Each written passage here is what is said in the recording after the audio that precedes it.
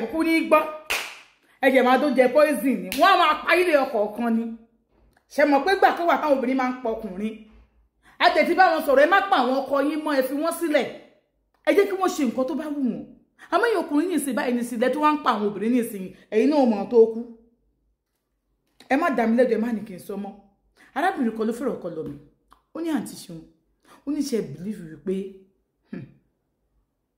ọmọ tó ń gbé ọ̀dọ̀ òun ó láwọn ọ̀tọ̀ lóòótọ́ bí ọmọ ìlú àwọn òun mú wá ó lọ́kọ̀ òun mú mọ́ra ó lọ́mọ yóò ju 12 years lọ tó fi dé ọ̀dọ̀ wọn ó ní àsìkò tó wọn ti dọ́dọ̀ wọn padà báyìí lọ́kọ̀ wọn ti ń bá lájọṣepọ̀ ó ní mo yín báyìí sọ̀rọ̀ ọmọ yẹn ti wà ní 15 years ọmọ yẹn dẹ̀ ti lóyún ọmọ yẹn tún wá lóyún ọmọ yìí lóyún òun bá wí òun lọ padà sí ìlú abúlé ọmọ yìí ti lóyún o ọmọ tó ń fi sí school tó wà lẹ́sẹ̀ 2 tó máa tó ṣetán ó ní ṣe ìmọ̀ yìí pé ọkọ mi ló fún lóyún ọkọ òun ló fún lóyún ó lóun jẹ́ ọkọ mi lóyún dòkúdò bẹ́yìn ọkùnrin tèmi máa fẹ́ ọkùnrin gidi tó wà kíláàsì yìí bá ti ẹ̀fẹ́ dóyàn yóò lọ ta lọ dóyàn ni kò sì ní jẹ́ ń rí ẹ mọ̀ para ilé ẹ̀kọ́ kan ni ó ní àti ṣeun ó ní ọ̀rọ̀ yín tí mo sọ fún yín ni ọ̀rọ̀ tẹ bá mi sọ ni ó ní mo fẹ́ pa kílẹ̀ tó mọ̀ ni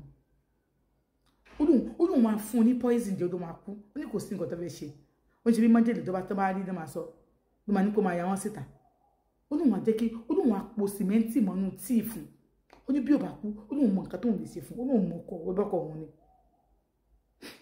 ni wọ́n sì mọ̀ gbé káàkiri tí ó fi jáde kúrò láyé ó ní àti ṣe nǹkan tó ń fẹ́ ṣe nìyẹn bá bẹ̀rẹ̀ sí bẹ̀bẹ̀ madam ẹ má ṣe bẹ́ẹ̀ ẹ má ṣe bẹ́ẹ̀ bá ti pààyàn èmi tẹ́ ẹ̀ lé dálẹ̀ pa ó ní bẹ́ẹ̀ ni ó dẹ̀ mi tó wùn dé dálẹ̀ ó ní máa pa tán ó ní àti ṣe ó ní ti bá pa tán ó ní màá tún wá dúró tì ó ní mi máa dúró tì ó ní ọmọ tó lóyún lọ yẹn ó ní kí n fòun lẹ̀ ń tiẹ̀ ó ní súùpù lòun ó lọ́mọ tó bí ọmọ tó fẹ́ bí ó ní bọ́lá tó fẹ́ bí sáré ló fẹ́ bí sí àbọ̀ wọn confidence ni àti ṣe wọn jẹ́ kí n pè ní mi ìfẹ́ ṣe voice note torí ẹ̀yin bloggers náà ẹ máa ń padà ń lo ìgèsè mo dẹ̀ ní I am not a bloggers TV ni mo ní Ògbẹ́ni Tán TV lórí YouTube gbogbo bí tí mo dẹ̀ fẹ́ dé láyé kọ́ ló ń jẹ́ lè débẹ̀ ó wù mí kí n tó lé mi náà sì ní ibùjókòó ayọ̀ tí ń wà nínú ìdókòó mi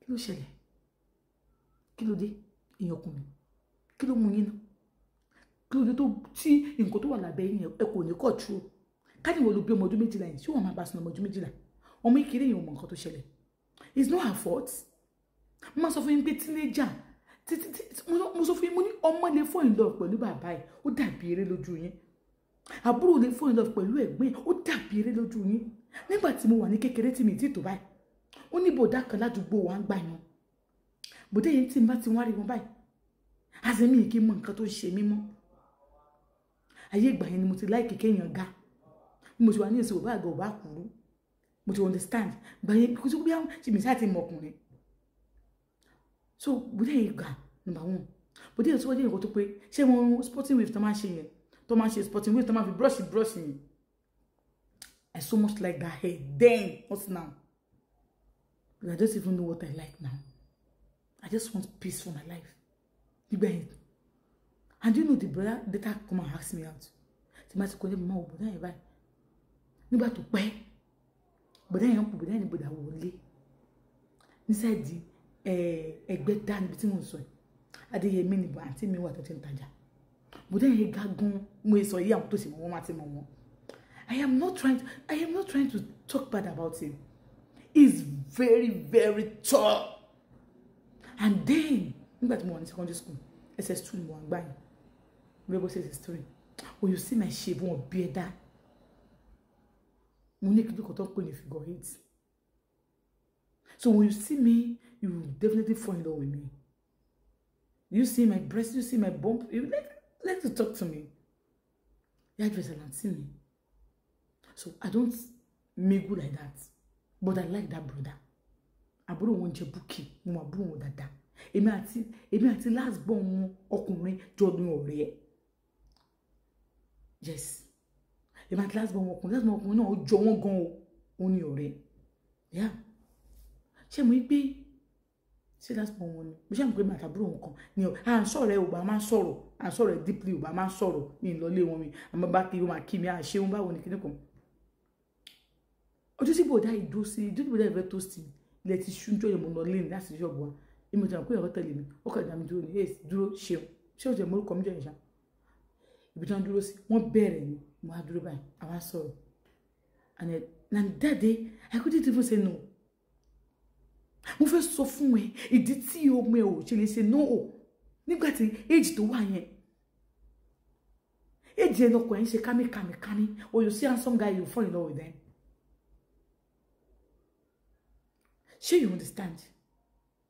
And I can't say no. Mi ní sọ pé no. Mi sọ pé yes. N kò ní jẹ́ kí n máa ó ní kí ló sún rò. Kí ló sún rò. Mo ní òkè mú lọ. Láti gbà yẹn. A máa ń sọ̀rọ̀. Ó jẹ́ kí wọ́n ní kí wọ́n á rí àwọn ní. Mi ní phone. Yes, I don't have phone. Phone ti dé ń gbà yẹn o. Wọ́n ní kí wọ́n á rí àwọn ní ibì kan. Mi mọ̀ bó ṣe bá mi sọ̀rọ̀ yẹn tí mo ṣe lọ rí wọn. Mo á débẹ̀ mo á kànlẹ̀kùn ní ẹ̀mú lọ síbẹ̀. Nígbà tí mo débẹ̀ wọ́n sùn síbi wọ́n gbé bẹ́ẹ̀ sílẹ̀ báyìí wọ́n á sùn báyìí wọ́n á bó ṣe rí wọn ni mo sùn síbẹ̀ èmi náà jókòó mo jókòó síbi bẹ́ẹ̀dì ibi orí rọ́ọ̀gì yẹn mo á jókòó fẹ̀yìntì bẹ́ẹ̀dì yẹn báyìí bùdá wọlé yẹn wọlé wá sọ fún mi pé àwọn láìkì mi àwọn ṣe kinní kan àwọn sáwọ kan yes then mi tí mo ọkùnrin I told you pé mo parí secondary school mi after 3 years mo tó mọ ọkùnrin I just didn't have a boyfriend then. But do you know that ọkùnrin máa kọ lẹ́tà yẹn ká ọ̀rẹ́ mi kọ́ ló máa fọ̀rún kẹ ọkùnrin máa kọ lẹ́tà sí mi báyìí ó máa kọ sínú ìwé àwọn tó bí mo ti rí ìyá tí ìyá mi jẹ ó máa jẹ́ kí n sọ pé no I will marry as a virgin yes me ní kọ́ mo marry as a virgin no don't even put that kind of brain in your baby's head àjẹbẹ́ a máa fi how one relationship ìyá máa jẹ́ báyìí yóò sì mọ ọmọ mọ́ra torí pé ó fẹ́ marry as a virgin pé tó ti sọ virgin mo fẹ́ fẹ́ it's a bad thing so don't even put that thing in your baby's head.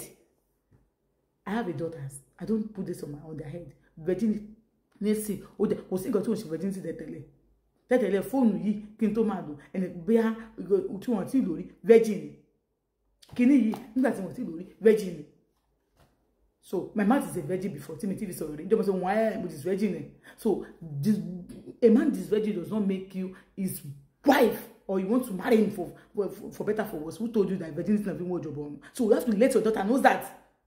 Ẹ má fún wọn náà brain abúlé yẹn and those ready me mo fẹ́ show wa okay train your daughter how to be a strong woman you marry for love and the kind of love I'm talking about is this respect understanding tolerate you have to tolerance yẹn o go to big but you tolerate me that means you like me that means you love me I love you oh yeah so that's what bẹ̀rẹ̀ sí ti dànù is that what they call love.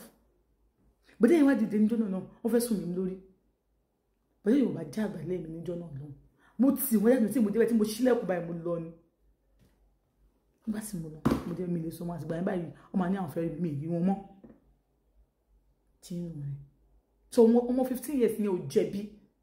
You walk me, or look, doogie, he can't money, you will Jebby already. Oh, the Jebby for cool. Oh, Jebby cool.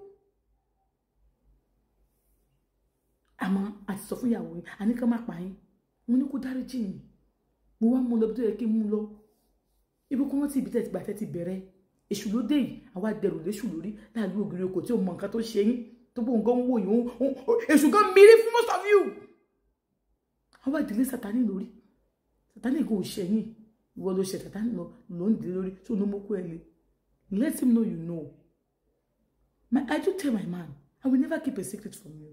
To bá ṣe ìbàjẹ́ kò mọ̀ kó ṣe ni let him know you know. Do rent lè fún ọmọ yìí jẹ́ kó yẹ pé o gbọ́dọ̀ rent lè fún let him know you know. Kó lọ bí ọmọ sílé àwọn tó bí kán lè tọ́jú ọmọ wọn ṣe mọ̀ káwọn ẹbí ọmọ yẹn náà wọ́n fọwọ́ sí nígbà tó jẹ́ fún wọn ní nǹkan ọmọ tálíkà ló easy àti drugs inú mọ́ọ̀dù.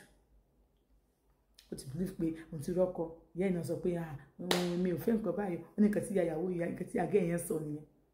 Part 2 is coming on this issue bó ṣá ṣe wà lẹ́nu ẹ̀ àmọ́ ẹ̀yin ọkùnrin fún ẹ̀yin báyìí ni ẹ máa fọwọ́ ara yín mú nǹkan tó máa pa yín dànù. That is all it. I won't say anything more than that.